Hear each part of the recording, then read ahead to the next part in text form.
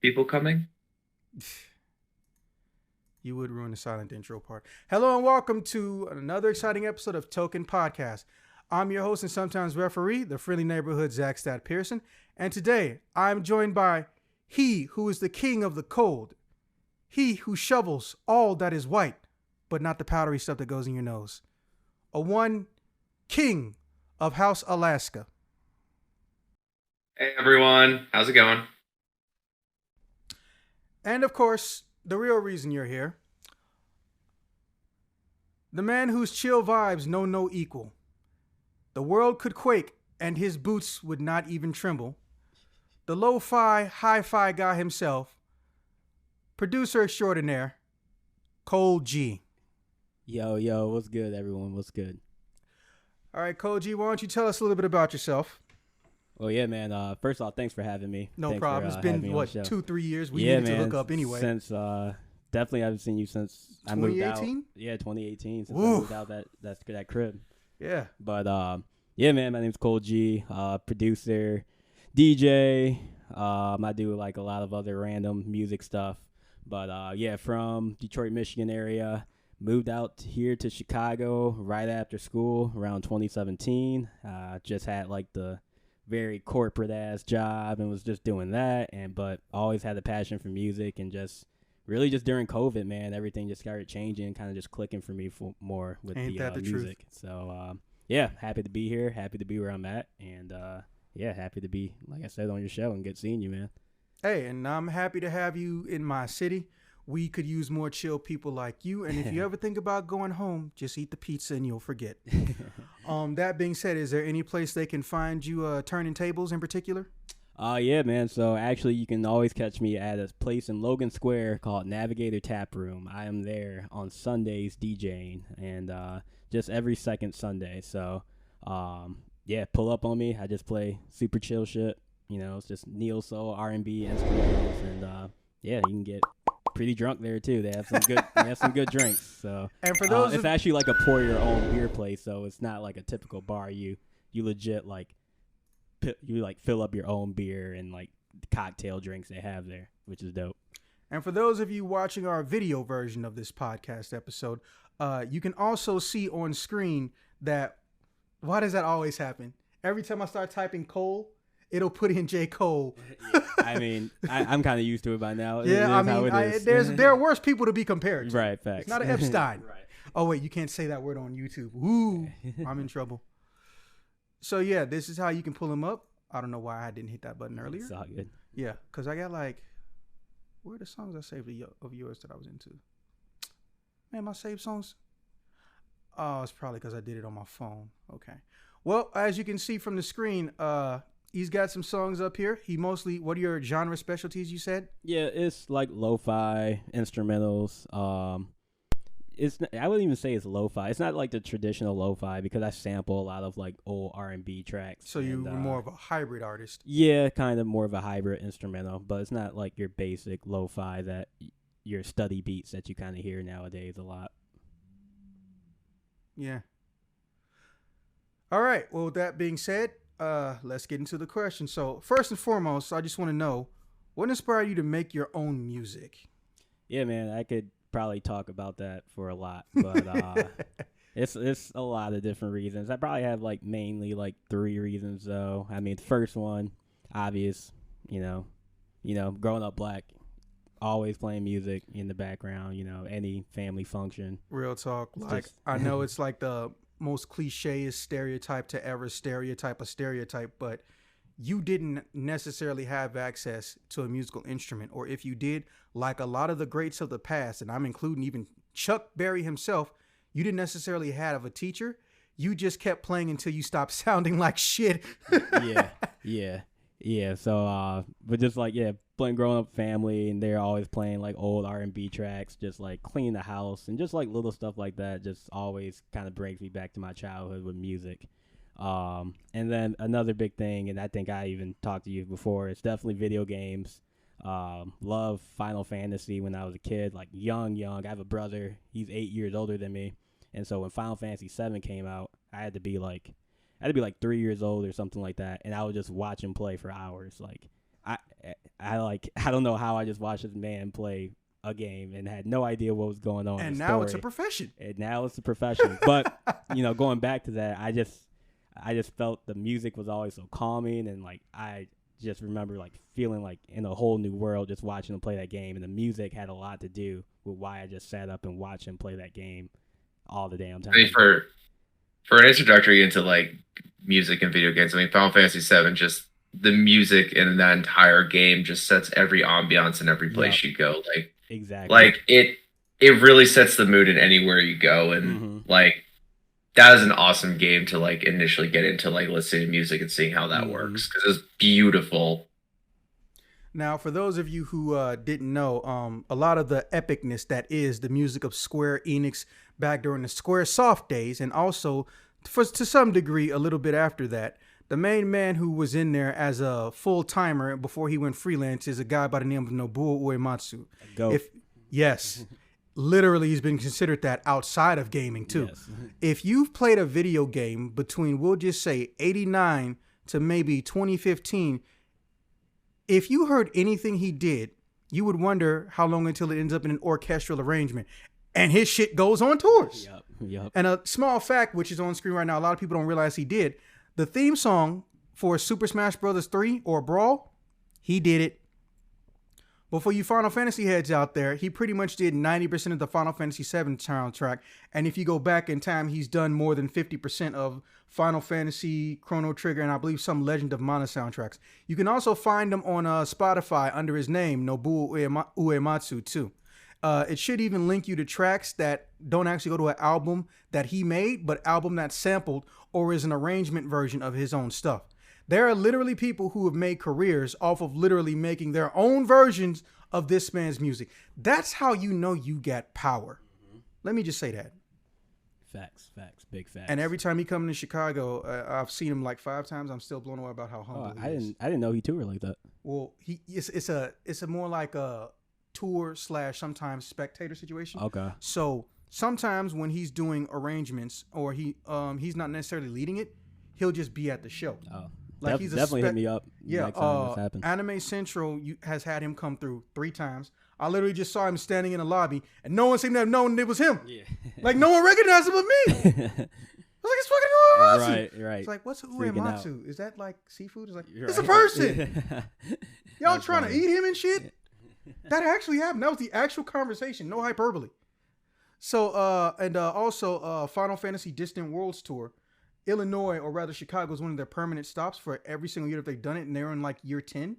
Okay. So he should be back in February. Oh hell yeah, let's make that move. Definitely. Yeah, like the tickets go from like $80 to like a few hundred, so it's pretty easy to get to. I'm there. Oh yeah, and have you played You haven't played Nier Automata yet? Nah. That one game soundtrack they're comparing to his entire library. Oh wow, okay. And they don't even speak English when they sing operatic notes. Yeah. They made up a language. Yeah. I gotta let you listen to that soundtrack one day. They have concerts in here all the time, but I digress.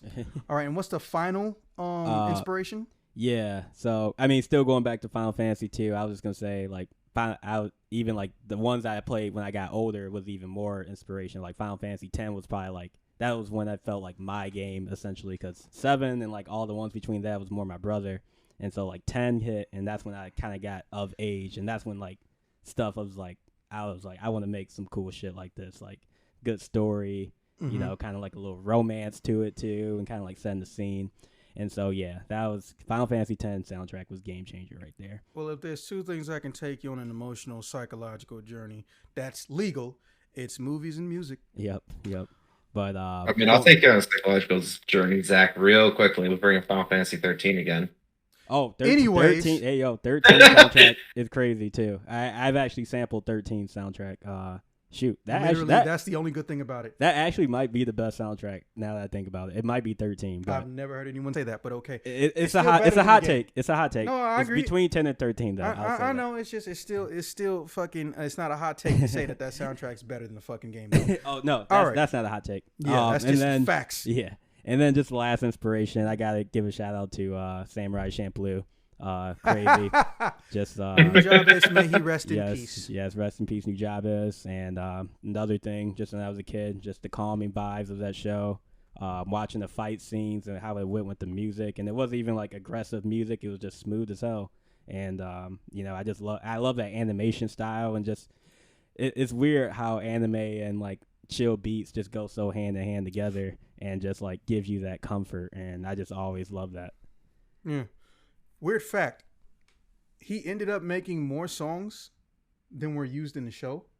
So if you get the entire Samurai Champloo album, it's like 3 discs. Okay. It's crazy. Yeah. Hard to find too. Yeah, I believe. Yes, somebody's watching this, going to watch the video and like, man, I'm gonna look up all these people. Like, just go look at the YouTube, bro. All their names are being shown to you in real time. All right. Well, I don't know how many albums you made. About 4 so far. Yeah, I think 3 albums and then like 2 EPs. Okay, Yeah. I got you. Well, let me ask you this, and I know that the answer can change, or if there isn't a correct answer, it's fine. There's no wrong answers. What was your favorite album to work on? Like mine personally, you're saying? Yes. Doesn't have to be your album, just any album you worked on. Oh, okay. I mean, going back to my work, it's got to be one. And I'm gonna try to pull it up. It's called PTO Days. It was just something I made very quickly. I think I made it in only like 2 or 3 weeks. I think I had all 6 beats done in at least a 2-week span. But yeah, it was in a weird time where I was just very stressed with my job, and I was honestly getting my ass kicked at my job, and I was low key ready to quit. But it was just a stressful time, and like that's kind of the inspiration for it, was just like taking days off, and it was during Christmas time too. And so I feel like the project kind of has like a Christmassy vibe, like a very winter, cozy, Christmassy vibe. Wonderland. So, yeah, that's definitely my favorite project. I just feel like I was just really, I feel like it's just like a good definition of me. Like, let me just note that this man has a track called Final Fantasy and Chill on this album. I do. Head over to the pick dump section, King. So that's, I'm sorry you were having trouble at your job that I've literally never had a description for, but I'm glad it put you, eventually you got out of it. Oh, I'm still working, but I'm just good at my job, because I made that album last year, but I'm just good at my job now, doing 9 to 5. Okay, I'm adding a question. What exactly is your job? Because I've never actually known that. I work for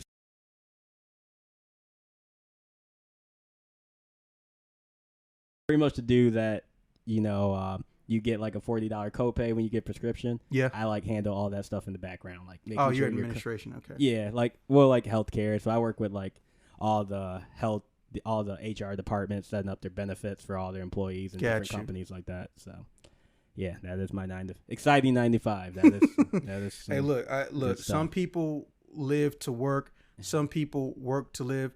And some people just do their job now so they can do a job they want to later. Exactly. There is nothing wrong with 2 of those.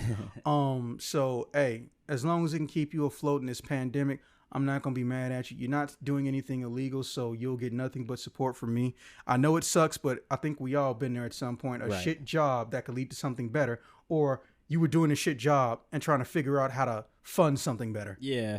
And I wouldn't even say it's like a terrible job. Like it was boring. I mean, it's boring, but it was just like that Christmas time is like our busy season, and I was kind of newer, so it was tough. But like I said, now like this past year went through it, but it was a breeze because I got the experience now.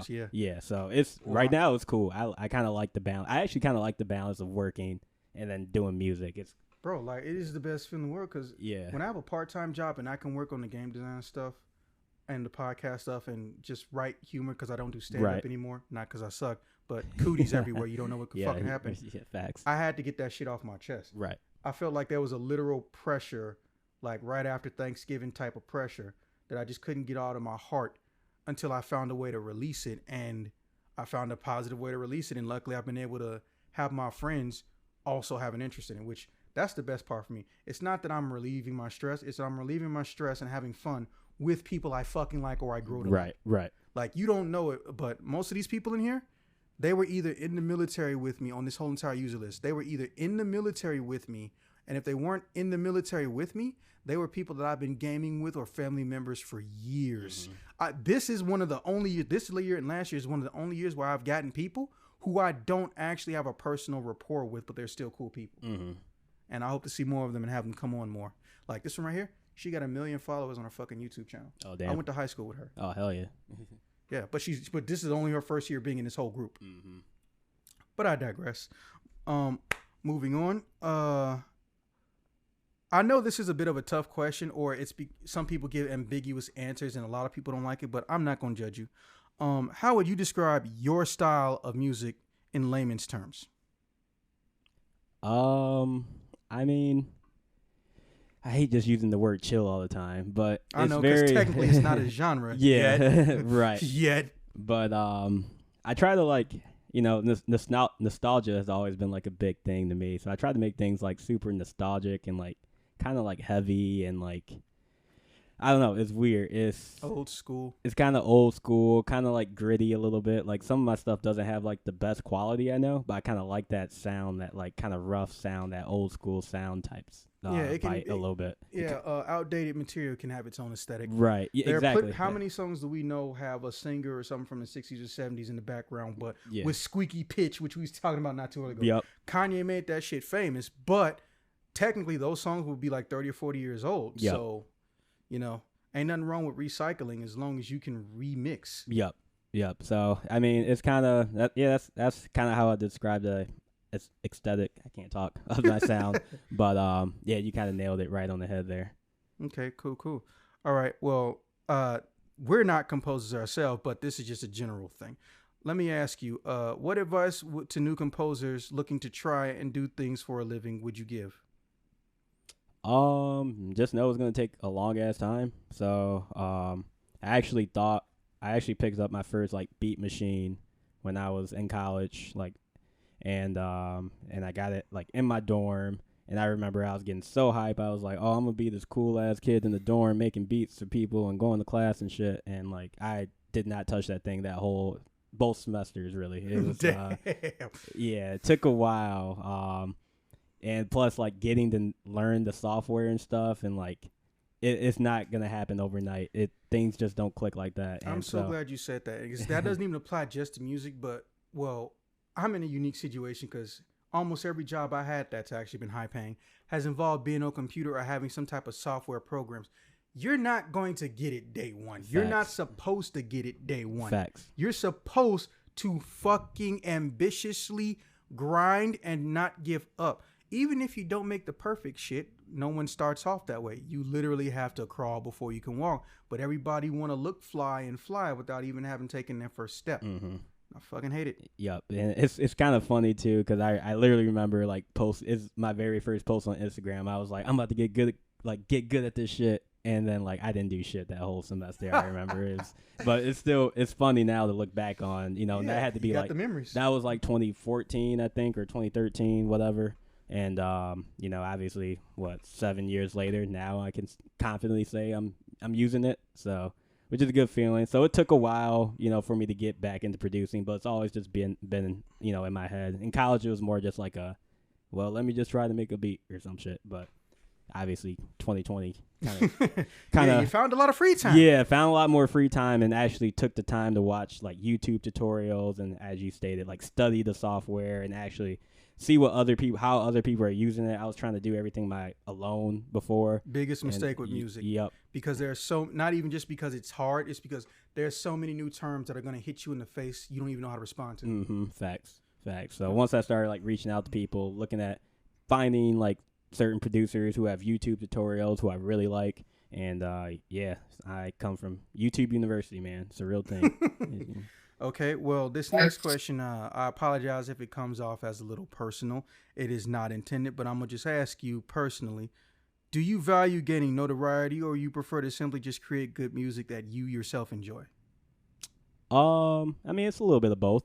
I think every musician kind of wants a lot of, you know, not a lot, but some notoriety. You know, it feels good. That's why I like to do beat shows and play my beats in front of people and stuff like that. Or promote my stuff in general. So like, yeah, I'm not like I don't want to be like Kanye famous or nothing like that. But like, you know, it does feel good to just hear someone say, "Hey, this beat's dope." You know what I'm saying? At the end of the day, and that's all I need. You know, if people really dig my music. And then what was the other? What was like the other part?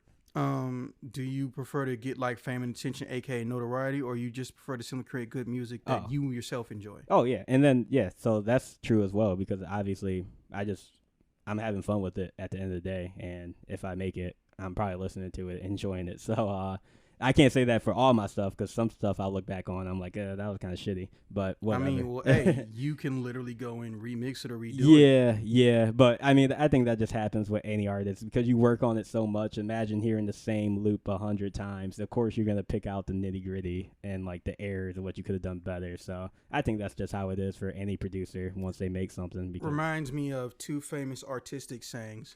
Number one, an artist is never truly finished with their work. They're only abandoned or they died. And the second one is give any artist 2 years of experience and they will hate any old thing they've done.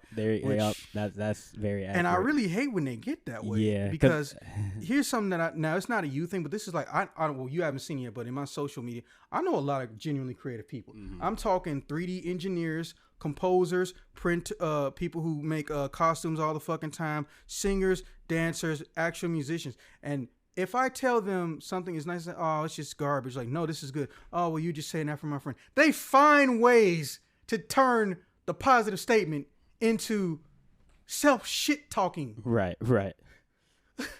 And it makes me so mad because I'm being genuine and I feel like you're telling me I'm lying to your face. Mm-hmm. Moving on. Our final question, unless King has something after this. What track do you feel like, and I'm going to pull up the Spotify again. What track do you feel is your best work, or do you think you have yet to have created that said track? I mean, yeah, I would definitely say I haven't made my best track Magnum yet opus. because I'm, I feel like as a producer every year I do get better, and I'm just still learning so much. So I definitely wouldn't say I created my best track yet. But my favorite track, and you had already called it out actually, it's definitely got to be FF and Chill. It's just like... Hey, we'll make sure to loop this in the background for you guys. Don't worry, you'll actually be able to hear it because, well, if YouTube says that there's a copyright infringement, I can immediately throw it out because the person who made the song said I can do it in the damn video. Yeah. Their automated system pisses me off so much. You have no idea, bro. It's just I love that beat so much because it's very personal and it kind of just like represents me like in full. It's like it's a Final Fantasy sample. It's very jazzy, and then it's like I played keys on it too. And then this is kind of like a weird style of mine, but I always like throwing like little voiceovers in, and so I actually threw a clip of the Final Fantasy remake in there. It's like when Cloud and Aerith are like talking, and I don't know, it just blends in so perfectly, and it's like it sounds like a score, honestly, like a movie. And something about like when people are like talking and just like soothing music is just really dope to me. So I just feel like it has all the elements that I really enjoy. Spotify might try to remove that song in particular. Yeah. One day. Probably. But I would say if you can maybe do a remix where you just take that little piece out, or call it the altered version or something. Right. Because you'd be surprised though, man. I listen to a lot of producers and that they do the same thing. They got way more plays than me, so but they might have licensing though. I don't think they do, but no, I mean, I'm not disagreeing. Like I know some people just no facts.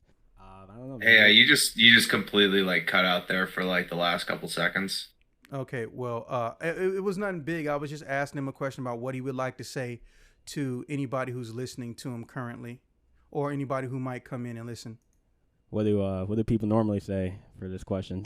Well, you're the first person we're interviewing for the year, so man. You set that standard. Oh, yikes! There's a lot of pressure. No, I don't really got much. Just follow.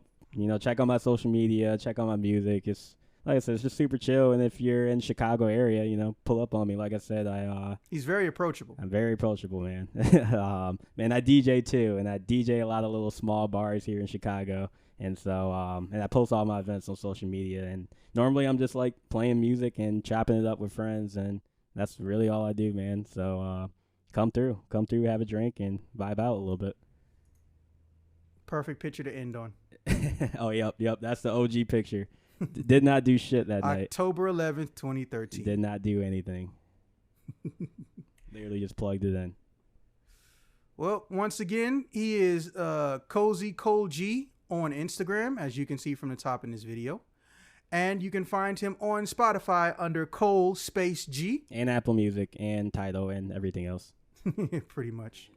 His link tree will be in the description box on YouTube. And of course, you can just tell by how we're describing and saying things how to find him on everything else. With that being said, I definitely appreciate you coming through, Cole G. Yeah, sir. Thank you, man. And I look forward to listening to more of your music in the future, especially that Final Fantasy and Chill, because that EP I hadn't gone through. And I will see you guys when I see you guys. Thanks for having me, man.